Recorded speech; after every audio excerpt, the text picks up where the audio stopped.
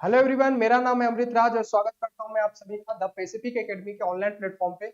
जैसा कि आप सभी को पता होगा, हम जो पटवारी के आपके एग्जाम होने वाले हैं उसके लिए फ्री में टेस्ट सीरीज कंडक्ट करवाए जा रहे हैं। इससे पहले मैंने 2 टेस्ट सीरीज का जीएस का जो पार्ट है आपके साथ मैंने डिस्कशन कर लिया है।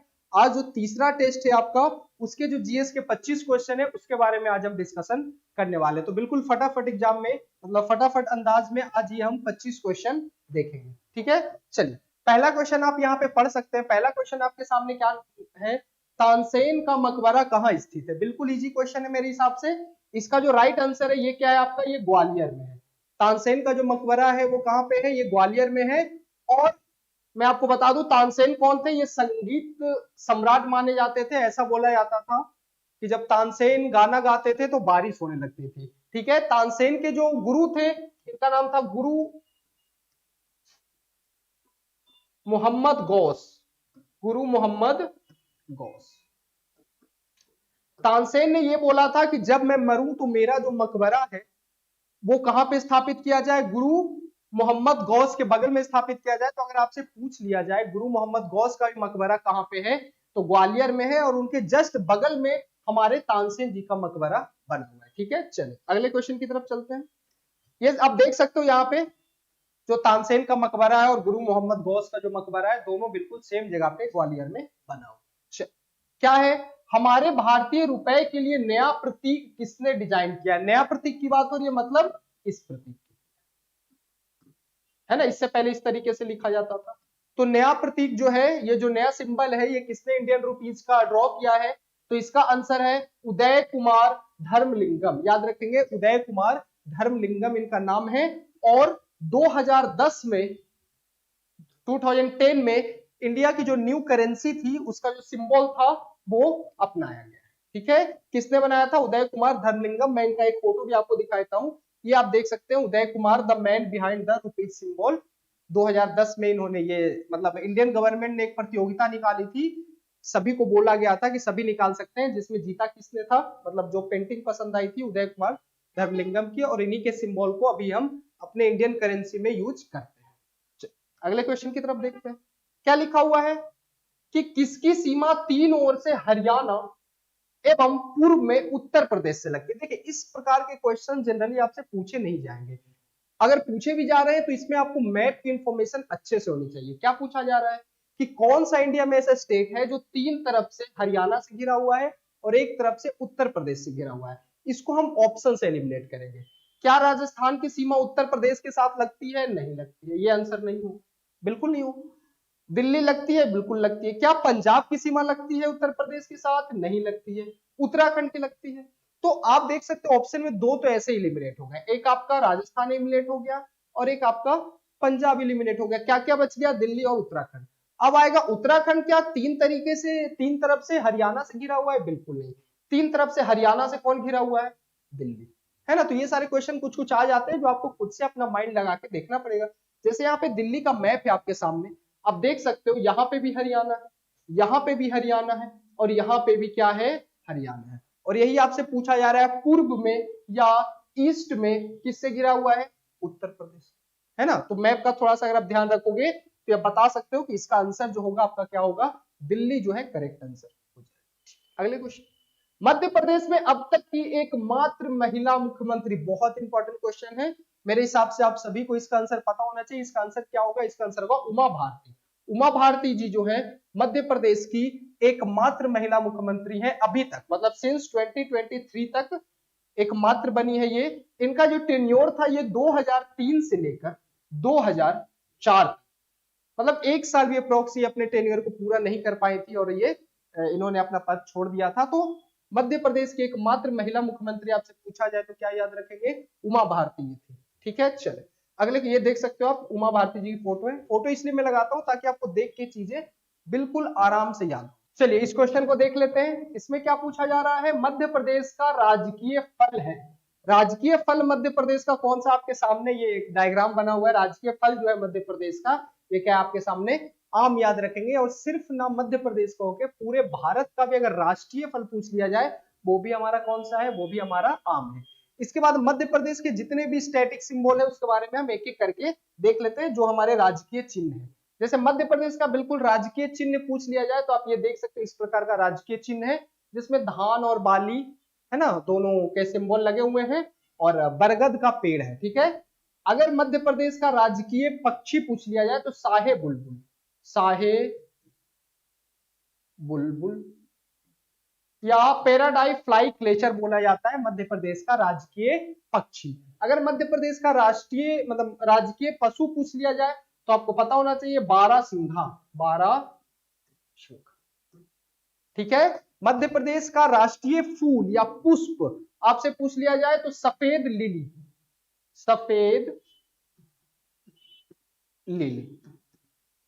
ठीक है, क्या याद रखेंगे, व्हाइट लिली या सफेद लिली। मध्य प्रदेश का अगर आपसे पूछ लिया जाए राजकीय पेड़ क्या, तो अभी मैंने आपको बताया बरगद, इस कारण से तो यहाँ पे बरगद का पेड़ भी है, तो हमारा मध्य प्रदेश का जो राजकीय क्या बोल सकते हैं पेड़ है वो बरगद है। मध्य प्रदेश की जो राजकीय मछली है वो कौन सी है, तो वो है महासीर, सबको पता होगा क्या है महासीर। तो मध्य प्रदेश का राष्ट्रीय सिंबल पूछ लिया जाए तो आप ये देख के बता सकते हो, इसमें धान और बाली का सिंबल बना हुआ है। मध्य प्रदेश का जो राजकीय पक्षी है वो कौन सा है, साहे बुलबुल या पैराडाई फ्लाई क्लेचर है। मध्य प्रदेश का राष्ट्रीय जो पशु है वो कौन सा है, बारहसिंघा है। मध्य प्रदेश में जो फूल है वो कौन से हैं, सफेद लिली है या व्हाइट लिली बोल दिया जाता है। मध्य प्रदेश का जो वृक्ष है वो कौन सा आप याद रखोगे, बरगद है। और मछली का नाम याद रखोगे महासीर है। इसके अलावा हम और देख लेते हैं, मध्य प्रदेश का अगर राजकीय खेल पूछ लिया जाए तो सबको आपको पता होगा ये कौन सा है, मलखम्ब। ठीक है ना, कौन सा है, मलखम्ब। और राजकीय अगर आपसे पूछ लिया जाए क्या, क्रॉप या फसल, तो आप सबको पता होगा ये सोयाबीन है, क्योंकि सोयाबीन पूरे भारत में 50% अकेला जो सोयाबीन है वो कौन उगाता है, वो मध्य प्रदेश राज्य उगाता है। इस कारण से मध्य प्रदेश का जो राजकीय फसल है वो कौन सा है, सोयाबीन। अगर आपसे पूछ लिया जाए मध्य प्रदेश का राजकीय नाट्य कौन सा है, तो नाट्य आप याद रखेंगे माछ है। मध्य प्रदेश का राष्ट्रीय जो नाट्य है वो क्या है, वो माछ है। और अगर नृत्य पूछ लिया है, किसकी बात हो रही है, नृत्य पूछ लिया जाए तो नृत्य आप याद रखोगे राई है। ठीक है, एक बार और फिर से मैं आपको रिवीजन करवा दे रहा हूं। मध्य प्रदेश का राजकीय फल पूछ लिया जाए, मैंगो है, आम है। ठीक है, मध्य प्रदेश का जो सिंबल है, राजकीय सिंबल है, वो देख सकते हो किस प्रकार का है, जिसमें सत्यमेव जयते और मध्य प्रदेश शासन लिखा हुआ है। मध्य प्रदेश का राष्ट्रीय राजकीय अगर पक्षी पूछ लिया जाए तो साहे बुलबुल है। मध्य प्रदेश का राजकीय अगर आपसे पशु पूछ लिया जाए तो पशु कौन सा है, बारहसिंघा है। अगर आपसे पुष्प या फूल पूछ लिया जाए तो व्हाइट लिली है। अगर आपसे पेड़ पूछ लिया जाए तो कौन सा है, बरगद है। और अगर आपसे पूछ लिया जाए मछली है ना, तो याद रखेंगे महासीर मछली जो है वो मध्य प्रदेश की राजकीय मछली है। नेक्स्ट मैंने आपको क्या बताया, अगर खेल पूछ लिया जाए तो खेल कौन सा है, मलखम है। और अगर आपसे राजकीय फसल पूछ लिया जाए तो सोयाबीन है। अगर आपसे पूछ लिया जाए कि हमारा क्या नाट्य कौन सा है, तो नाट्य आपका माछ है। और नृत्य पूछ लिया जाए तो नृत्य आपका राई। आई होप आपको ये समझ में आ गई होगी। चलते हैं नेक्स्ट क्वेश्चन की तरफ। अगला क्वेश्चन ये है हमारा पे, केंद्रीय कृषि अभियंत्रण संस्थान या the central institute of agriculture engineering is situated in. चारों ऑप्शन मध्य प्रदेश के, बिल्कुल, तो ये मध्य प्रदेश में बात हो रही है यहाँ पे सेंट्रल इंस्टीट्यूट की। मध्य प्रदेश में कहा है ये, मध्य प्रदेश में है ये आपका भोपाल में आता है। ठीक है, मध्य प्रदेश के भोपाल में आपका central institute of agriculture and engineering situated है। आगे देख लेते, ये देखो ICAR central institute of agriculture engineering कहाँ है आपका, भोपाल में है। इस तरीके से आपकी ये बिल्डिंग दिखती है, जो भोपाल में होंगे उनको पता भी होना चाहिए। चलिए, अमर्त्य कुमार सेन, मेरे हिसाब से सब लोगों ने इनका नाम नहीं सुना है, अगर नहीं सुना है तो चलिए मैं बताता हूँ। पूछा जा रहा है अमर्त्य कुमार सेन इज ए बंगाली। वो अमर्त्य कुमार सेन किस लिए फेमस थे, तो आप सबको पता होगा ये इकोनॉमिस्ट या अर्थशास्त्री है। इनके बारे में आपको क्यों पता होना चाहिए, बहुत जरूरी है, क्योंकि इन्हें 1998 में, बिल्कुल याद रख लो, 1998 में इकोनॉमिस्ट का क्या मिला है, नोबेल प्राइज मिला है। ठीक है, इस कारण से आपको याद रखना बहुत जरूरी है, एग्जाम में क्वेश्चन पूछे जाते हैं। अमर्त्य कुमार सेन कौन थे, एक अर्थशास्त्री थे, और इन्हें अर्थशास्त्री फील्ड में ही 1998 में क्या मिला है, नोबेल प्राइज इन्हें दिया गया। चलो, कहां से थे, बंगाल से थे। ये क्वेश्चन आप देखेंगे, मध्य प्रदेश में एकमात्र सिंधी पत्र कौन सा है, मतलब सिंधी समाचार पत्र कौन सा है, तो मध्य प्रदेश का एकमात्र सिंधी समाचार पत्र जो है ये है आपका फर्ज। ठीक है ना, और अलग, इबरत और सफीर ये सब ये जो है ये आपका कहाँ का है, ये गुजरात का है। ये कहाँ का है, गुजरात का है। और ये दोनों एक तरीके से उर्दू भाषा में, ये आपका गुजराती और ये उर्दू भाषा का है। और अगर पूछ लिया है सिंधी मध्य प्रदेश का तो आप याद रखेंगे फर्ज। ठीक है, अगले क्वेश्चन की तरफ चलते हैं।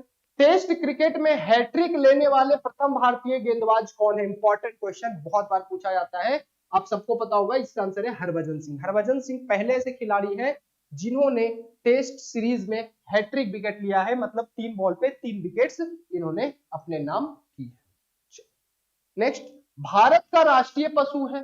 आप बोलोगे ये क्वेश्चन पूछा जाता है, बिल्कुल इस टाइप के भी क्वेश्चन आपको बीच बीच में एक दो आपके पेपर में मिल जाएंगे। इसका करेक्ट आंसर क्या है? इसका करेक्ट आंसर है टाइगर या बाघ। टाइगर या बाघ जो है वो पूरे भारत का क्या है, राष्ट्रीय पशु है। मध्य प्रदेश का अभी मैंने आपको बताया कि बारहसिंघा जो है वो मध्य प्रदेश का क्या है, राष्ट्रीय पशु। नेक्स्ट ये देख सकते हो, ये बाघ की एक फोटो मैंने आपके लिए लेके आया।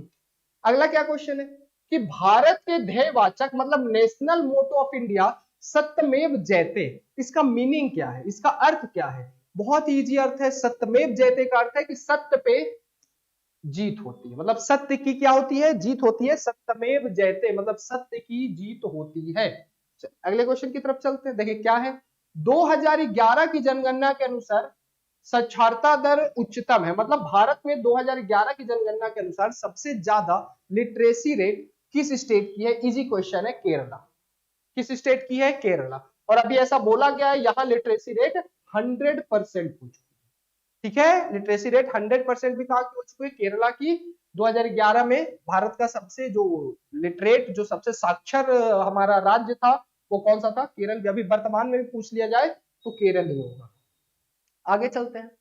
ओलंपिक में रजत पदक, the first Indian badminton player to win an Olympic silver medal. Olympic में पहला सिल्वर मेडल। इसमें आप कंफ्यूज हो सकते हो, ये नहीं पूछ रहा है कि ओलंपिक में बैडमिंटन में पहला पदक किसने लाया। ये आपसे क्वेश्चन यहाँ पे ये पूछना चाह रहा है कि पहला सिल्वर मेडल कौन लाया। तो अगर सिल्वर मेडल की बात हो रही है तो यहाँ पे आंसर हो जाएगा पीवी सिंधु, है ना। इसी में आगे भी क्वेश्चन है कि पहला किसने जीता, उसमें हम उसके बारे में डिस्कस करेंगे। पीवी सिंधु ने जो रियो ओलंपिक हुआ था, कौन सा? रियो ओलंपिक कब हुआ था? 2016 में, है ना। तो रियो ओलंपिक में पीवी सिंधु ने भारत के लिए ओलंपिक में बैडमिंटन में पहला सिल्वर मेडल जीता। ठीक है, आगे देखते, देख सकते हो आप, athlete best of PV Sindhu at Rio 2016 में इन्होंने क्या जीता था? सिल्वर जीता था। आगे, विश्व में सर्वाधिक चाय के उत्पादन क्षेत्र है।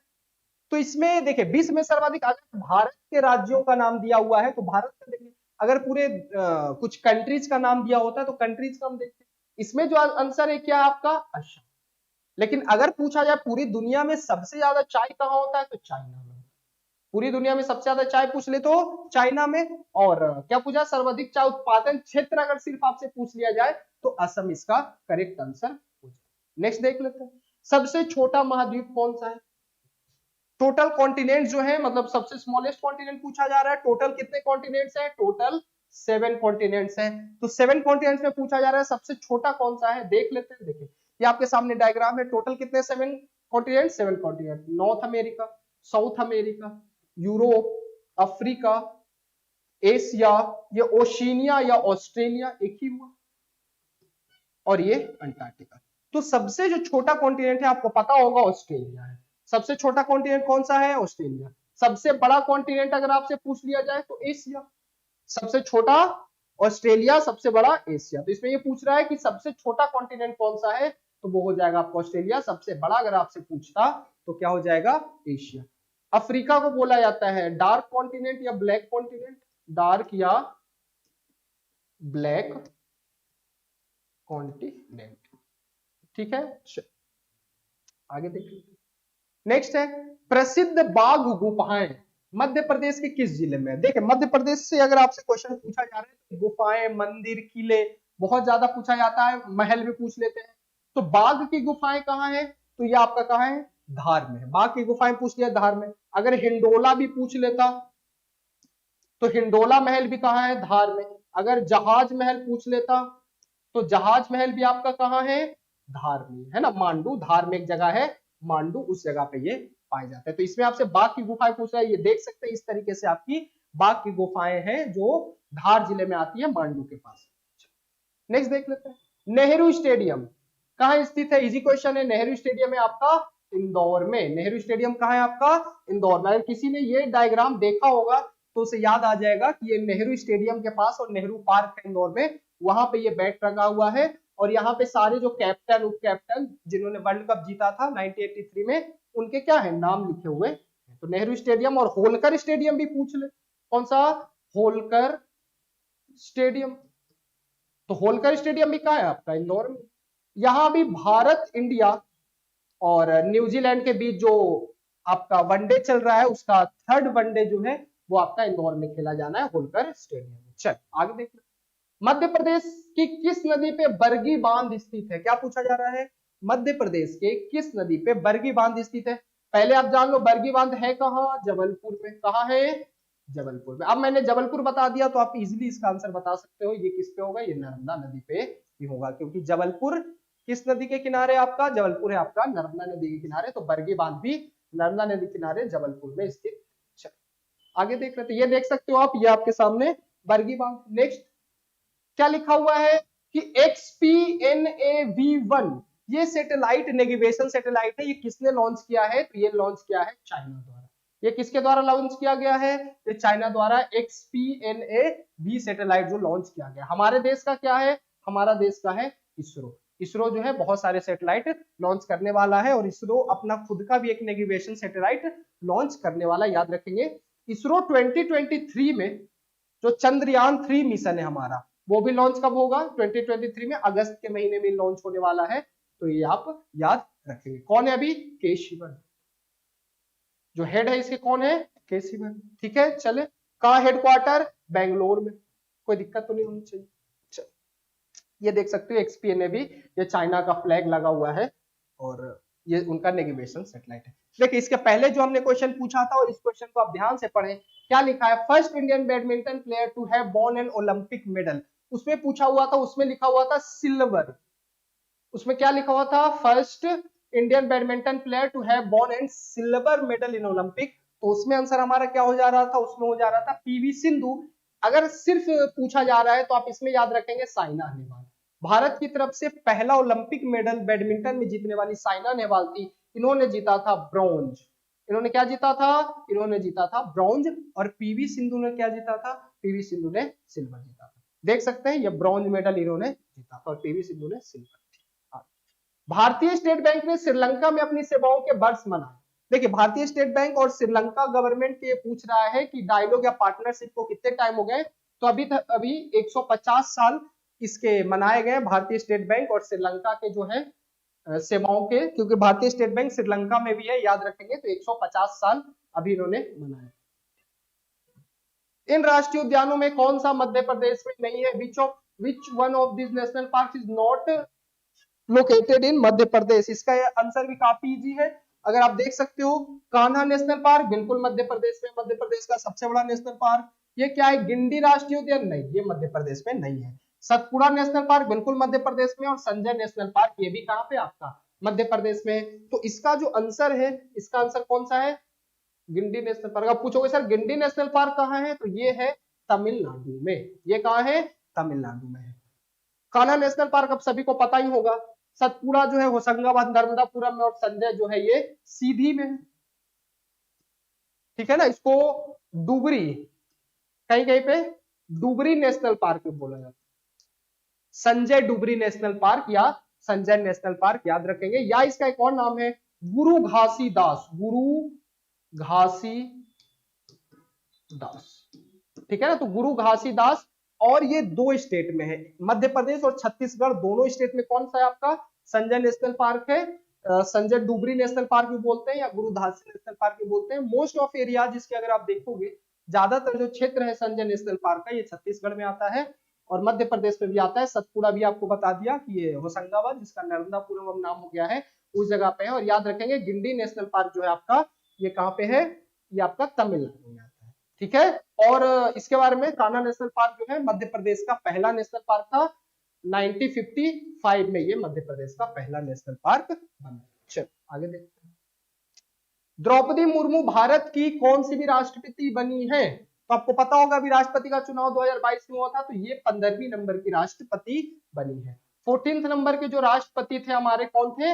रामनाथ कोविंद। रामनाथ कोविंद थे, है ना, कोई दिक्कत तो नहीं। 14 नंबर वाले कौन थे? रामनाथ कोविंद। इनको रिप्लेस किसने किया? द्रौपदी मुर्मू ने। ये 15 साल की मतलब भारत की 15वीं है। और ये जो थे ये कहां से थे? उत्तर प्रदेश में कानपुर से थे। अभी वर्तमान का आपसे पूछा जा सकता है द्रौपदी मुर्मू कहां से है, तो ये उड़ीसा से है। उड़ीसा में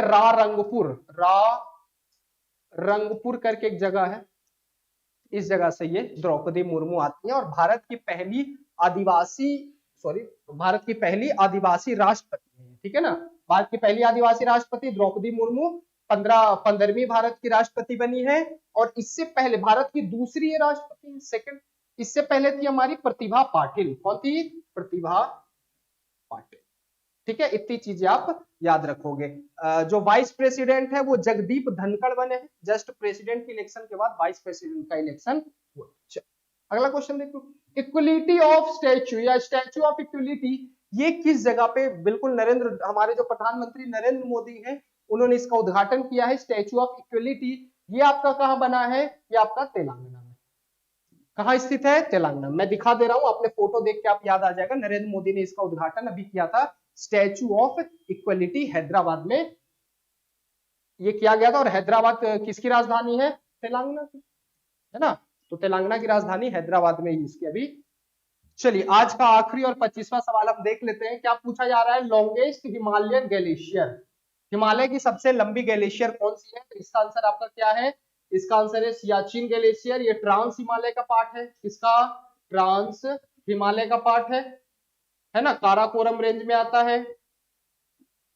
तो भारत का जो सबसे बड़ा या हिमालय का जो सबसे लंबा ग्लेशियर है वो कौन सा है? वो सियाचिन है। अगर लंबाई इसकी पूछ ली जाए तो आप याद रखेंगे 72 किलोमीटर इसकी लंबाई है। और एक चीज याद रखेंगे सियाचिन से अगर पूछ लिया जाए दुनिया का सबसे ऊंचाई पे स्थित बैटलफील्ड, युद्ध का क्षेत्र दुनिया का सबसे ऊंचा कौन सा है? तो वो भी आपका सियाचिन का ही क्षेत्र है जो दुनिया का सबसे ऊंचाई पे स्थित क्या है? बैटलफील्ड। इस तरीके से आप देख सकते हैं आज इस वीडियो में हमने जो आपका टेस्ट 3 था, जो पटवारी का FLT का आपका टेस्ट 3 था, उसके 25 के 25 जीके जीएस के क्वेश्चन कर लिए हैं। अगर आप लोगों ने अभी तक टेस्ट नहीं दिया है तो बिल्कुल हमारे ऐप पे जाके फ्री में आप टेस्ट दे सकते हैं। मिलते हैं आपसे नेक्स्ट वीडियो में 4th टेस्ट में जो आपके 25 क्वेश्चन जीके जीएस से पूछे गए हैं। तब तक के लिए आप लोग पढ़ते रहें। Stay tune. धन्यवाद।